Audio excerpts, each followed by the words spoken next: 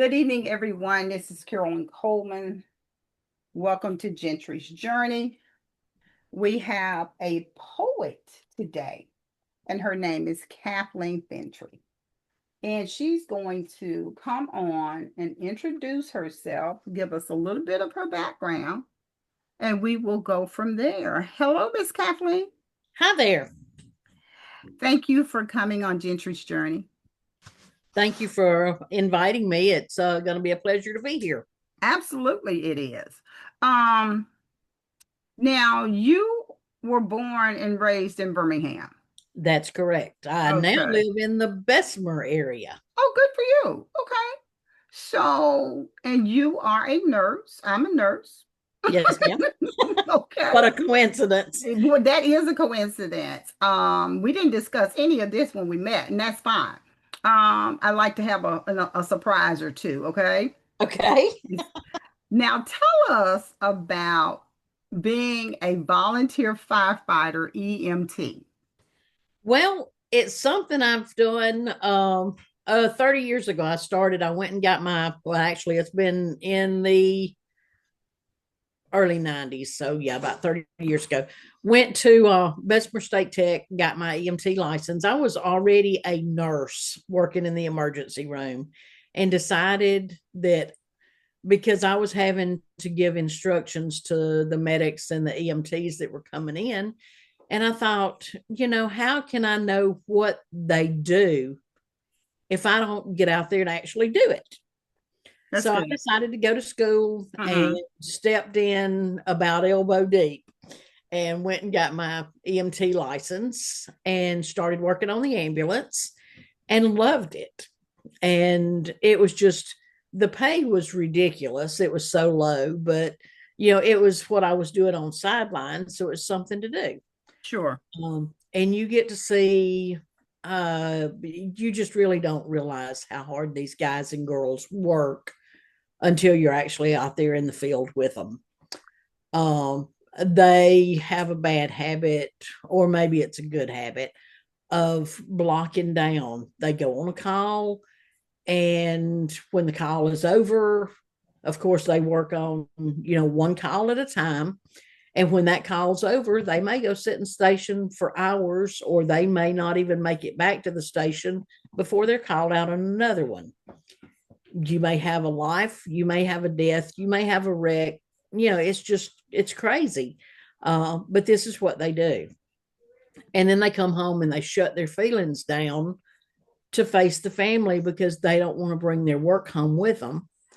And therefore, it causes a lot of problems because they're shut down and everybody thinks, well, they're mad at me or they're not discussing with me. And it's just their way of coping. Uh, but that's why I went in to find out what was going on there. I've done EMS stuff for years and still worked in the emergency room. And we have had a volunteer fire department here where I live, and it's about 5 miles away. And they just had the basic EMT. And of course, I was a nurse and an EMT also. So I volunteered my time with them and learned how to work on the fire apparatus and drive the fire trucks and, really get to see the fire side of everything.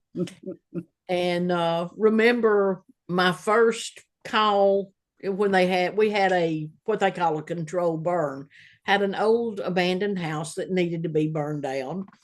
And so they take a Saturday for training.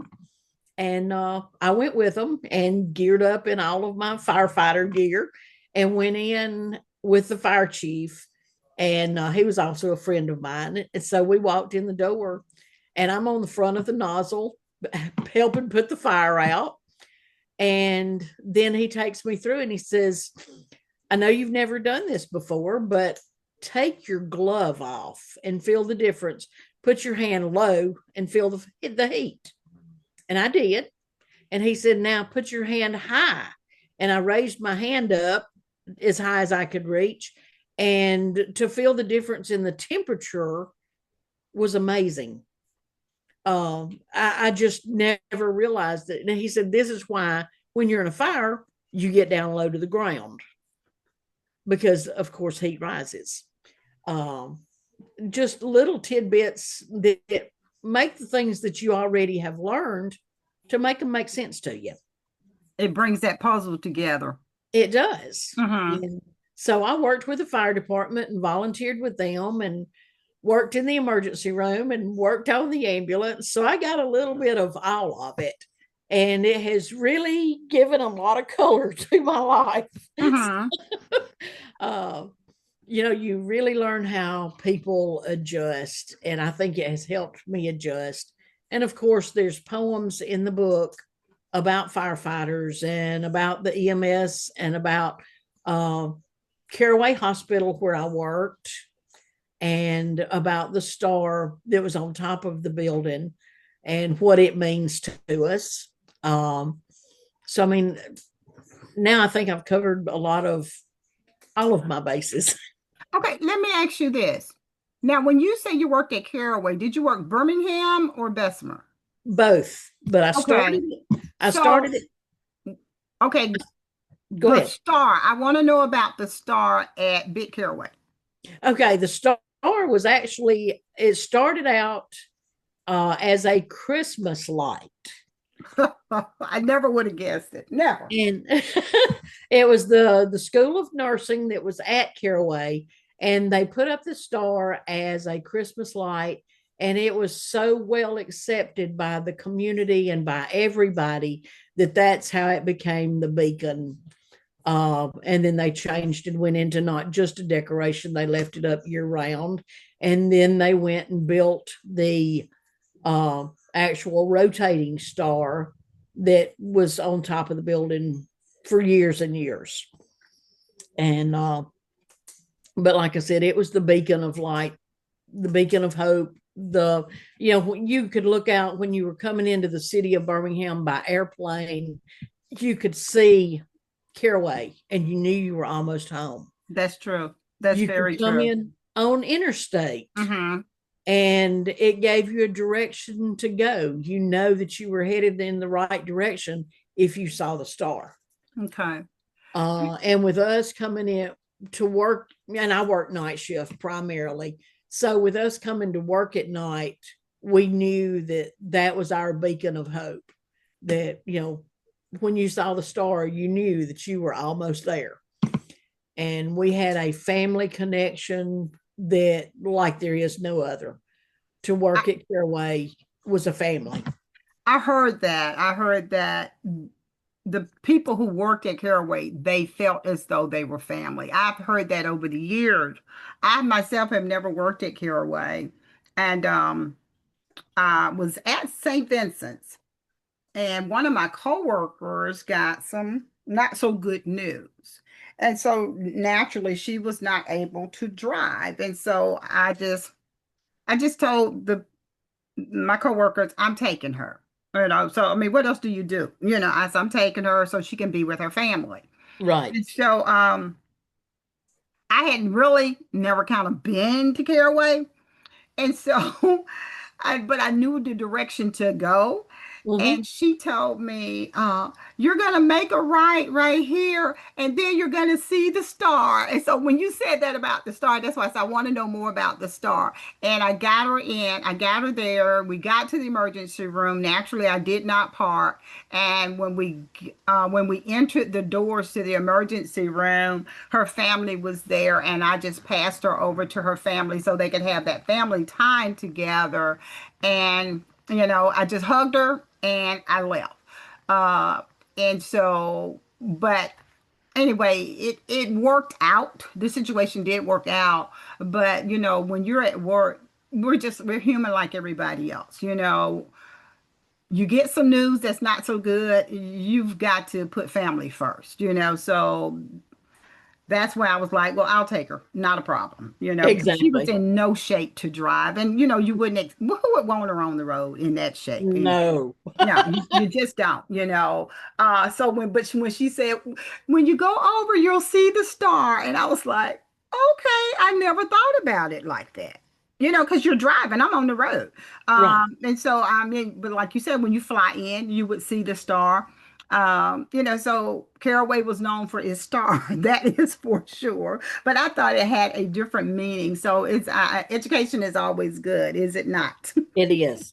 But it's like the excerpt that I put in the book that says, "Thank you for all to all of my co-employees, my Blue Star family, Oh, for that's all wonderful. the love and experiences we shared over the years. Thank you, Dr. Robert Caraway, for the opportunity to be a part of the Blue Star family. Hmm. This star has been a guiding light, a welcome home, and a part of the Birmingham skyline for many years. And I hope to convey a small part of the meaning to many." And that's when I wrote the poem. Uh, and of course, it's in the book, but if you'd like to hear it, I can read Yes, I it. would love to hear it. Okay. The big blue star. I look and wonder where you are, that guiding light, that big blue star. It led us in to work at night. It helped us deal with fear and fright. Our family bond was strong in love, was strength in love. We gathered from the star above. All day and night the star would turn. We'd wait and watch and work and learn. We cried the day they closed the door. Our lives were changed forevermore. And though the star no longer shines, our bonds are strong within our minds.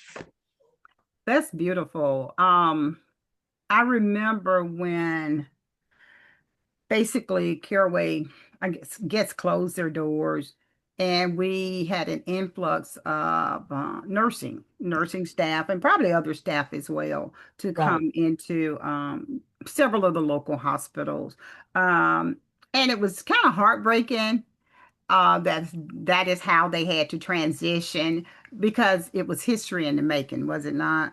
It was. It was history in the making, Uh, but one thing about nurses, and people had put in so many years there and they loved it. It's not that they were there out of obligation. That's where they wanted to be.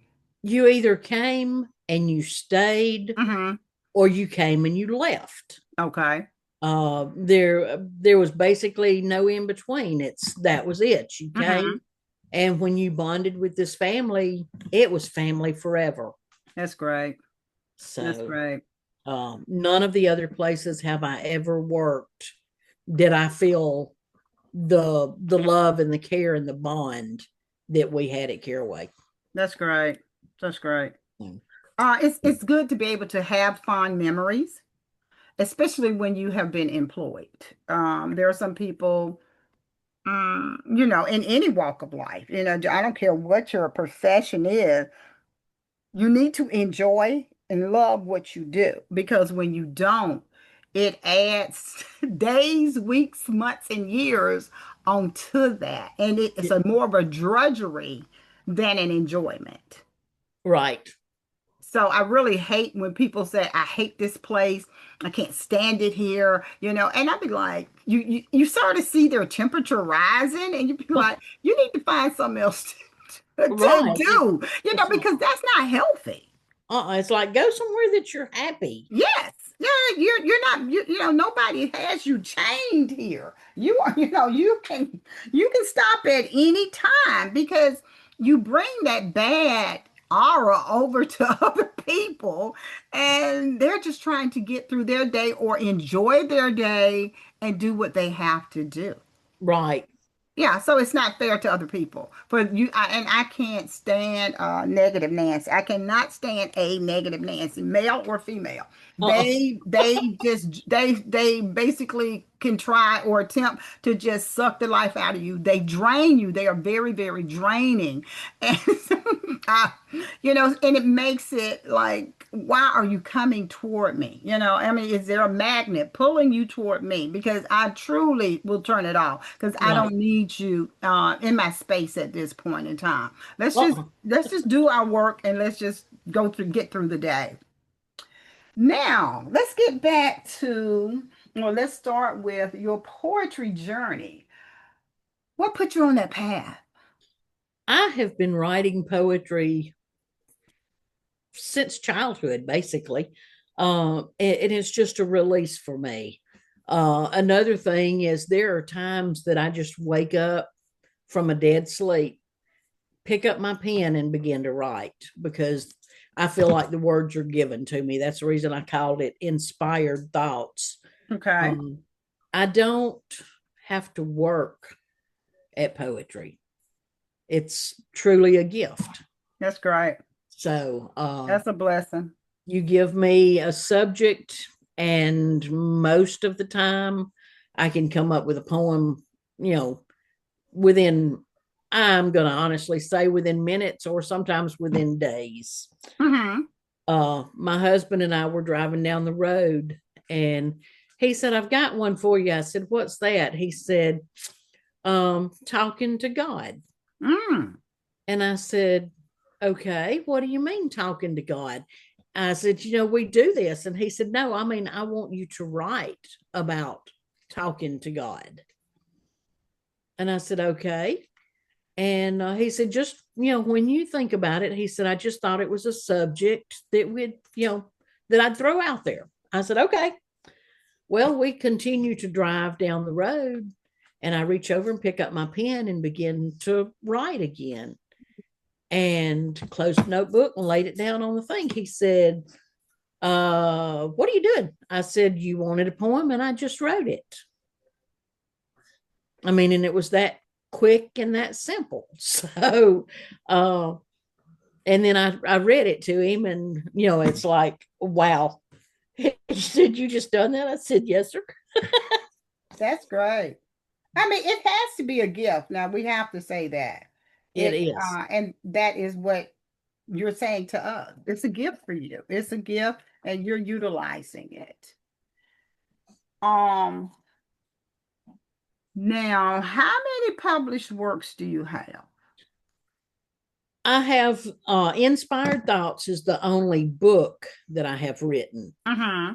I have probably 15 or 20 that I have done with International Society of Poetry over the years that have been published.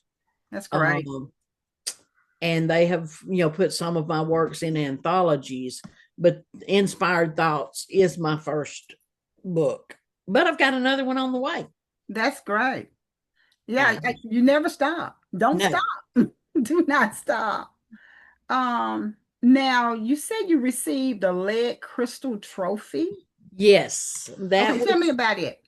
Okay, I have a lead crystal trophy. I went to Las Vegas, Nevada, to compete with the International Society of Poets in, I believe it was 2007, and came up as one of the finalists, and have a lead crystal trophy that's got a little, it's in the shape of a hand, like from the elbow standing up. Sure. And in the palm of a hand has a little ball. It's a lead crystal ball that has the world engraved on it. Okay.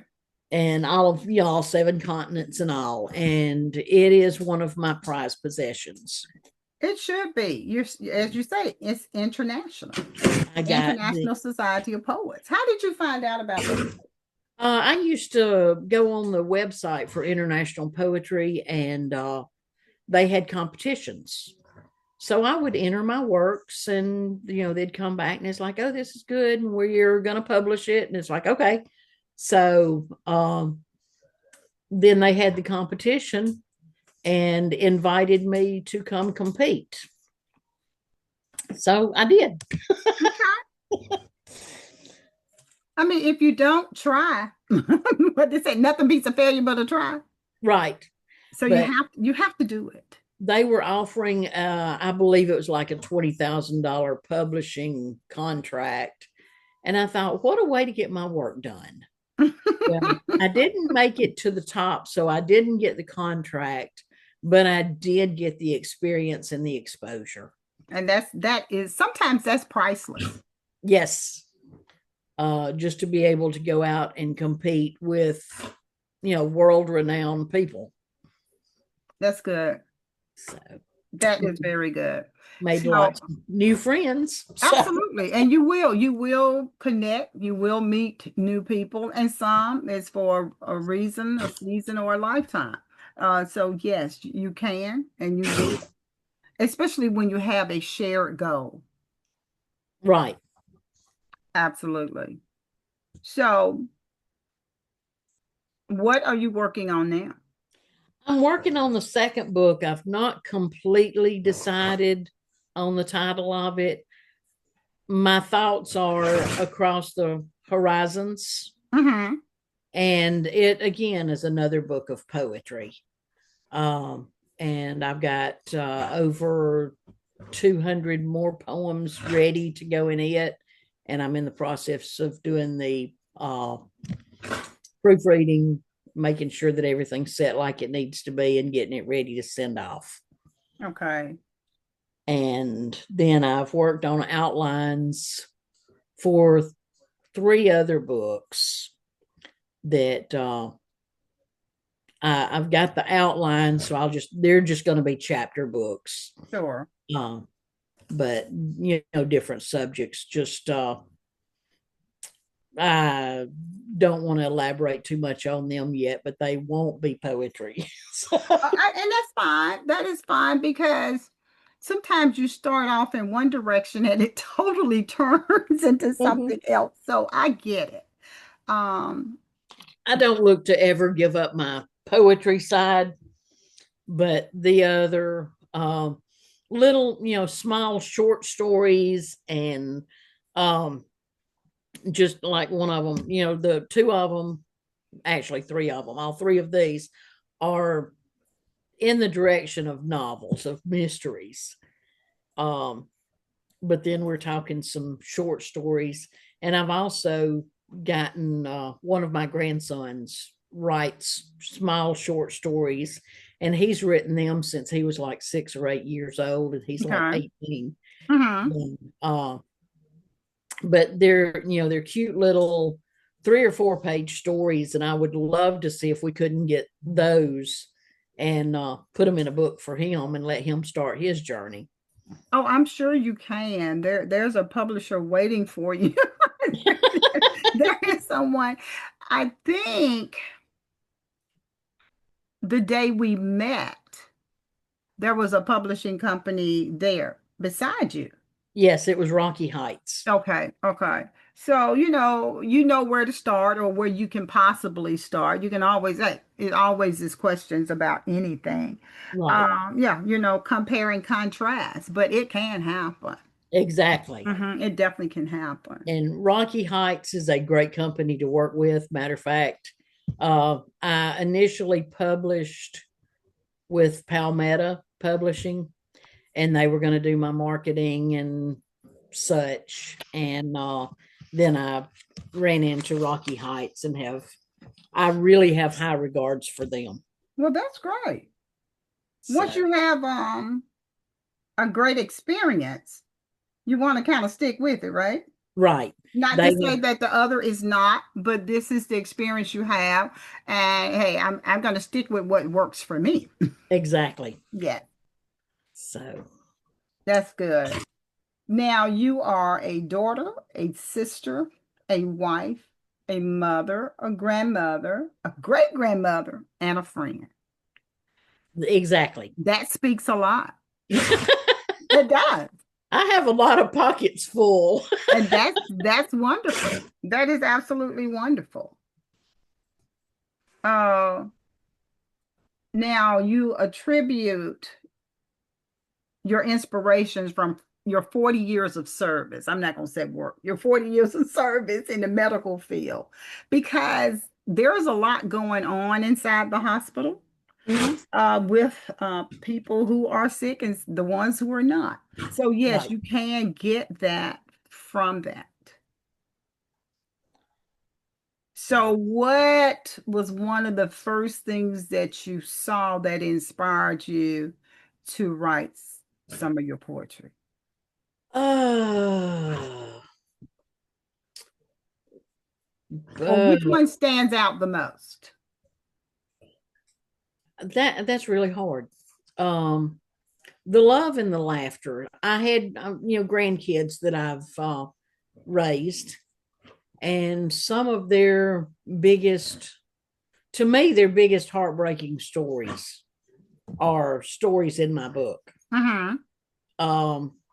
And I've got stories of military because I've been associated with military all of my life. Okay. I was not in the military, but father, brother, daughter, husbands.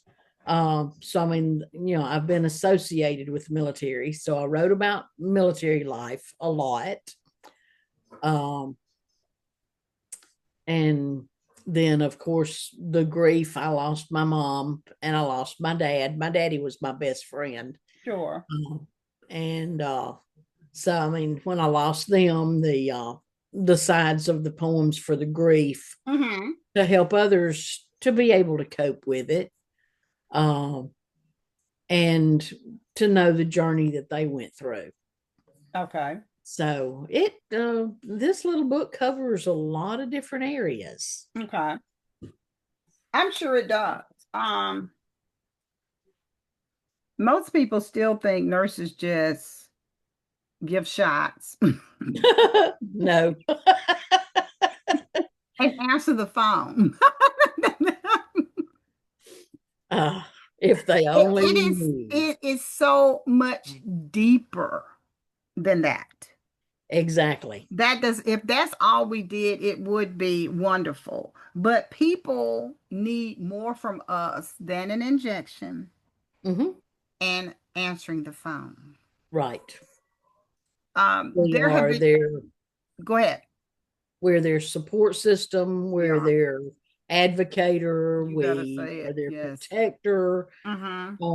We give them faith and hope when they feel that they have none. True. We're their security blanket. Mm-hmm. We help them to heal, and we hold their hand when they pass. Yes, yes, yes. They always say, oh, how can you be so cold? How can you get used to all of the death and the dying? You don't get used to it. You do not. You learn to help them pass through too. I remember my very first child to pass. And it never gets easier. I can cry with the best of them. So, yeah. If you lose a loved one, I can help you cry.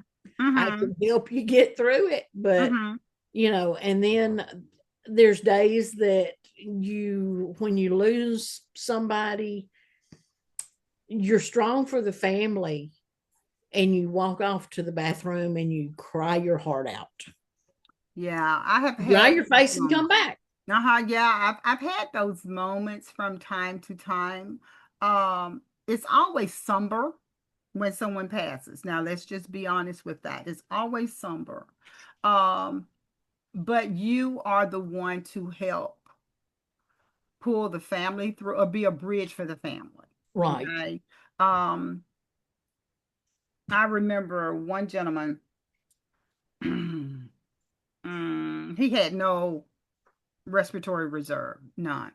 Right. So I could only have the mask off. I mean, like 3 seconds, but he was still alert, which is, it's hard. He was alert. He was oriented. He knew what was going on.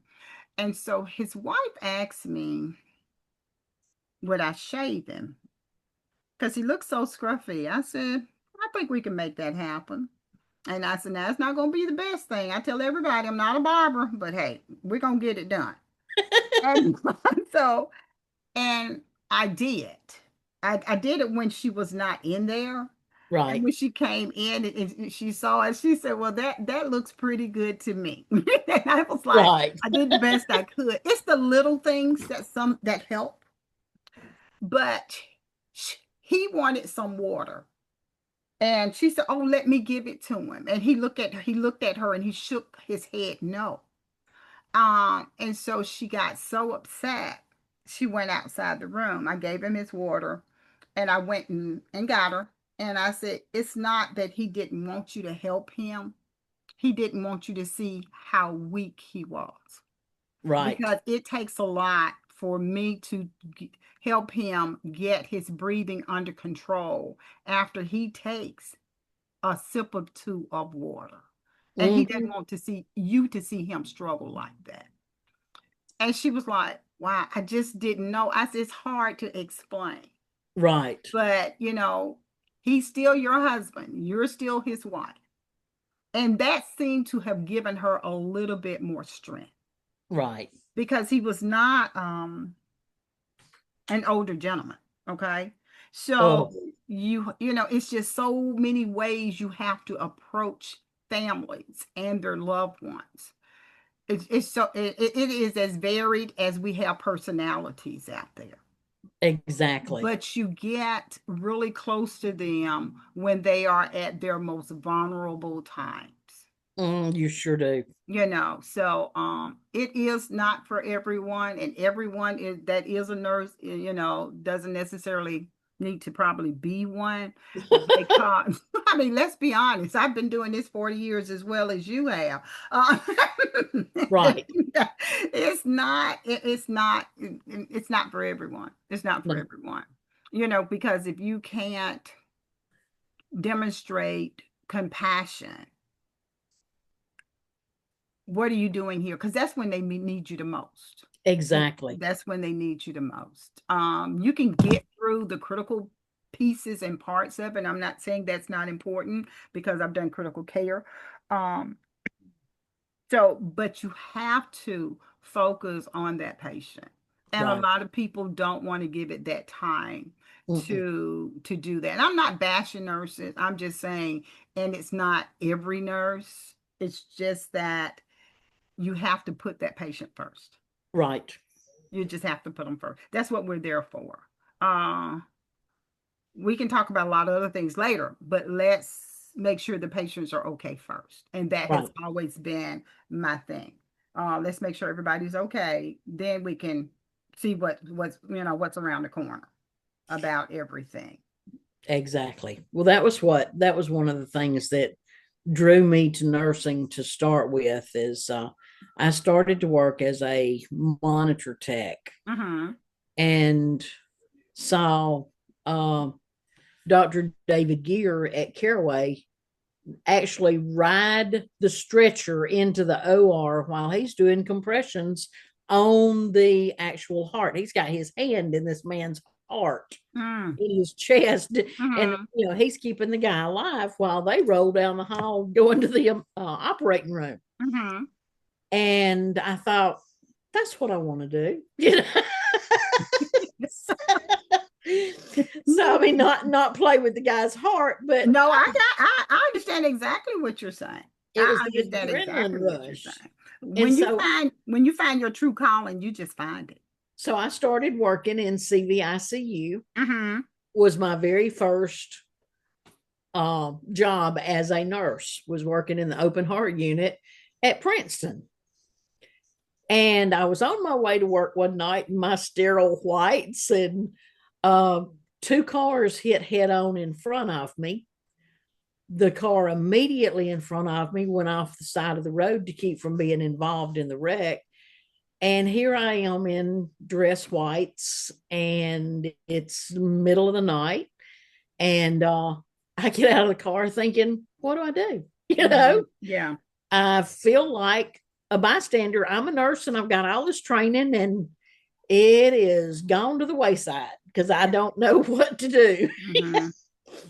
Well, it ended up all of the patients made it. They flew lifesaver in and got, the child and the dad, and flew them, one to Children's and one to, I guess, UAB. I don't remember now. Sure. Um, and so that's when I decided to go do my EMT stuff, because it's like, I don't want to just stand on the sidelines and be a bystander. I want to know what to do next time.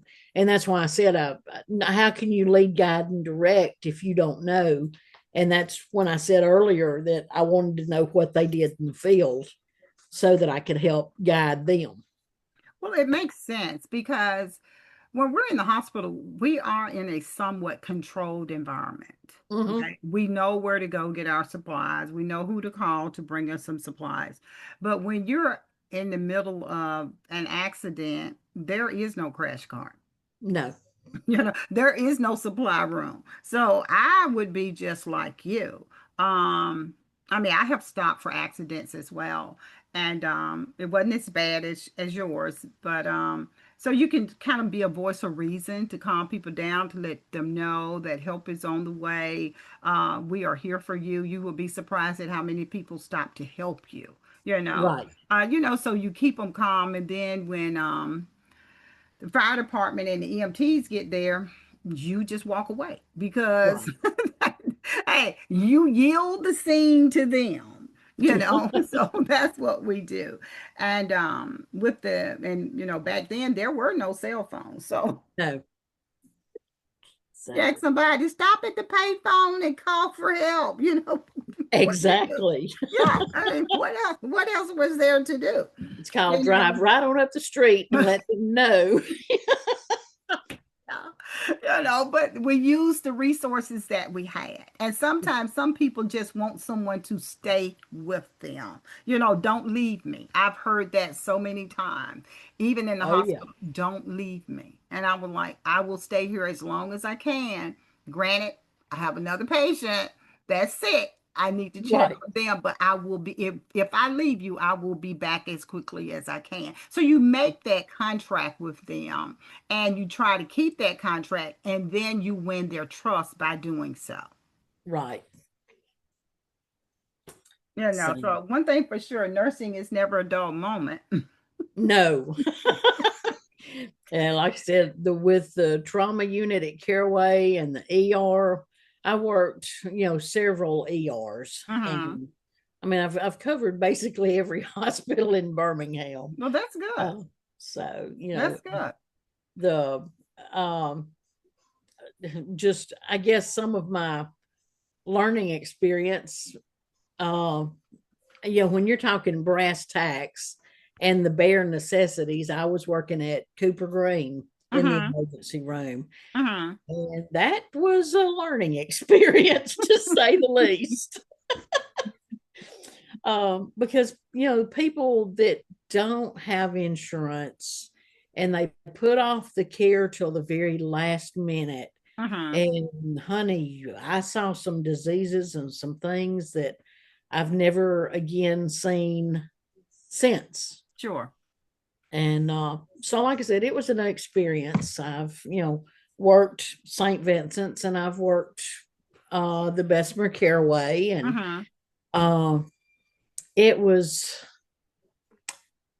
definitely not my favorite place to work. Hmm. Uh, but it had its pros and cons. Sure. That's all I'm going to say about that. Oh, and I'm with you. I mean, anyone who's ever worked anywhere, they understand. It's anything can be that way. It has its pros and its cons. When you come from a facility that has, let's say, other state of the art equipment, Right. okay, and then you go to another facility, you take for granted everyone basically has the same Oh, no, they don't. the same equipment. And I have found out the hard way. I'm like, where is this? And they were like, no, that's not how we do things. I was like, why? you know, you, y'all need to get some state of the art equipment up in this camp. You need to be doing. So, yeah, you working people really, hard on. I said, I've been doing. When I was a LPN student, I had a heel Ron bed. I'm used to pushing a button for my. Yeah, exactly. Instead of turning a crank, Yes. we're talking the same language here. I started to walk out that day. I just was like, this is not for you. This is not me. But and everybody, but at the base of everything, at the core of everything, is still a patient. Right. And you are humbled by some of You what you have to learn. you're very humble, but you still treat them in the same mechanism. The IV fluids, the antibiotics, the turn, the cough, the deep breathe, the machinery. But it is an experience. And it's just like anything else. Oh, I'm just used to getting in the car and cranking it up and going on about my business. So when the car doesn't start, you'd be like, now what's going on here? Exactly. What's going on? Why are you acting this way? You're acting this Right. tall, Mm, but what they used to call it had a phrase, nursing is basically innovation to infinity because we're going to figure out a way to make things work. right.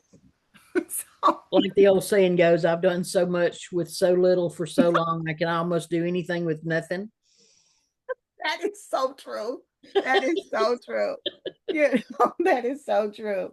But your inspired thoughts, and you're saying that it comes from really the work that you have done as a nurse. Right. So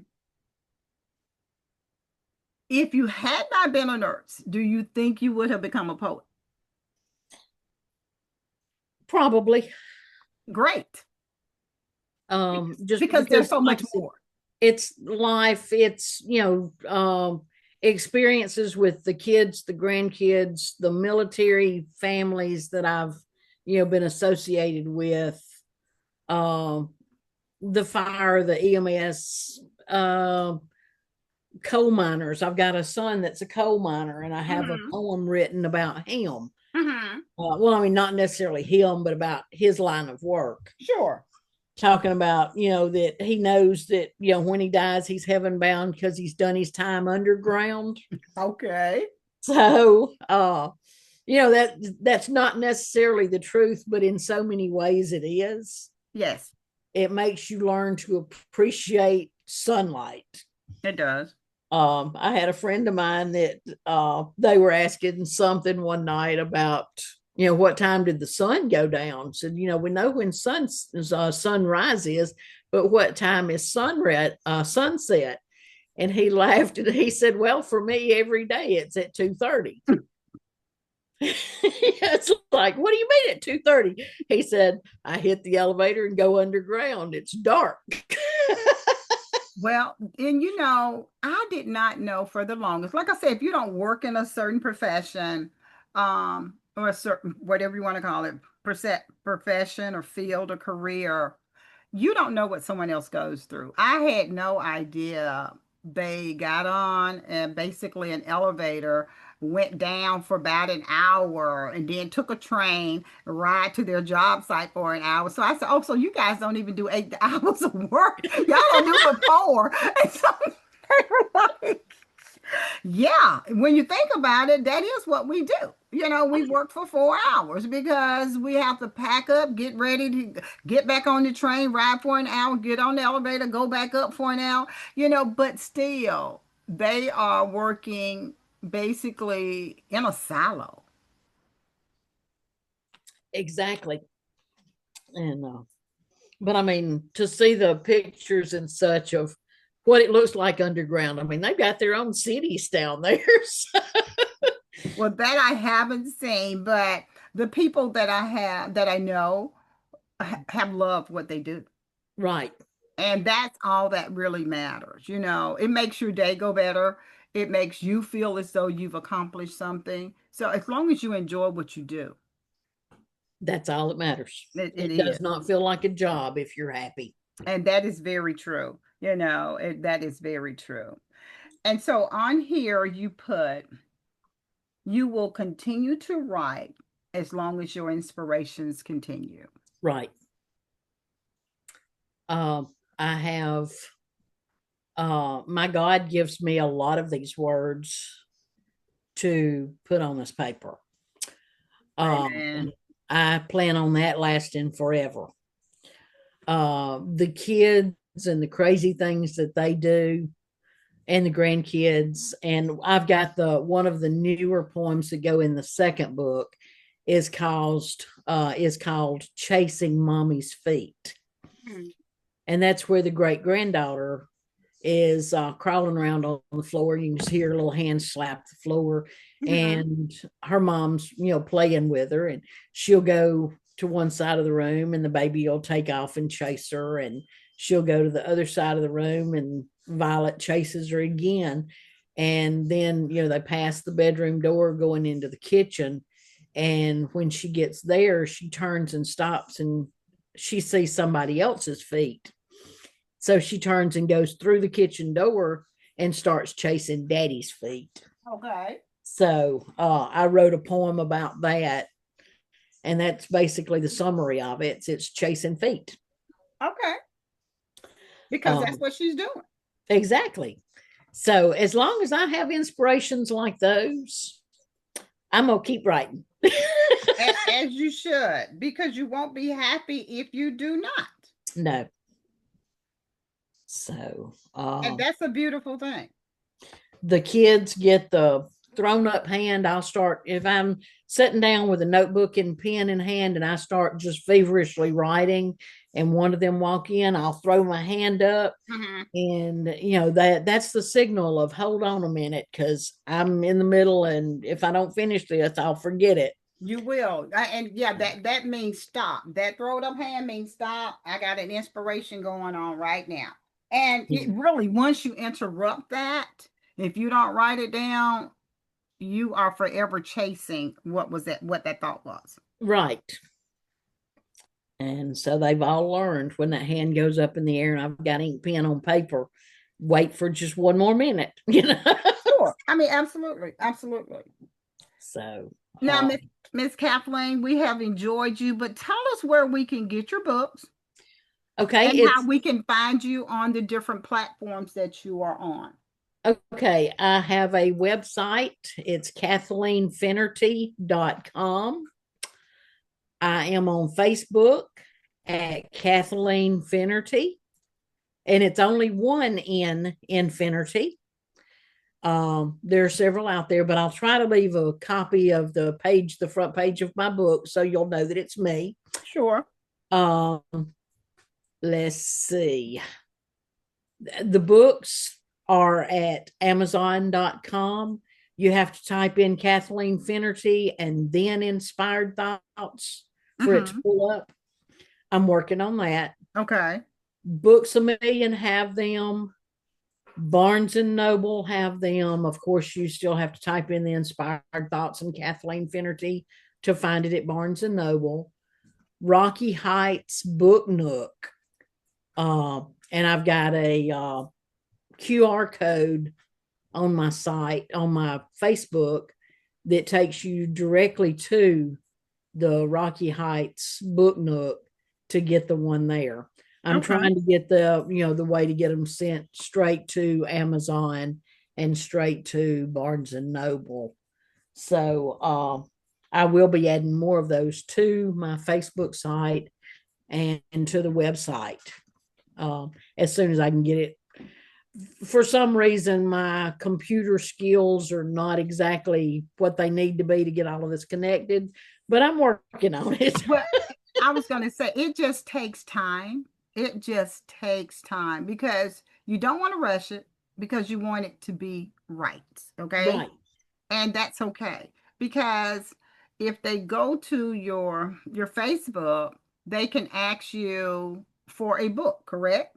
Exactly. I have those. And you guys can communicate that way. You can communicate that way, correct? Exactly. So that's good. Can they leave you a message on Messenger? Always. Okay. And that's another way that they that you guys can get her poetry, which is great.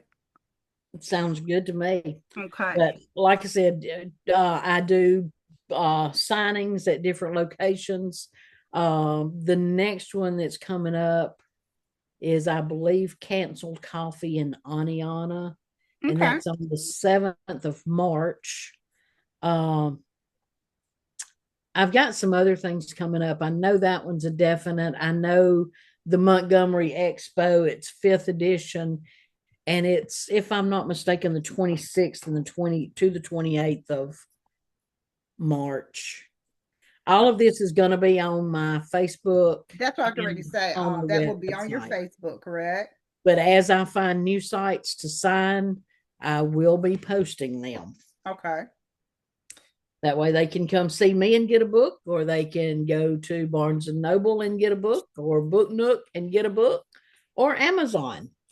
And any of those places right now, they've got the ebooks, they've got the paperbacks that it's, I believe, a print on demand. Mm-hmm. So if you request it, they'll get it.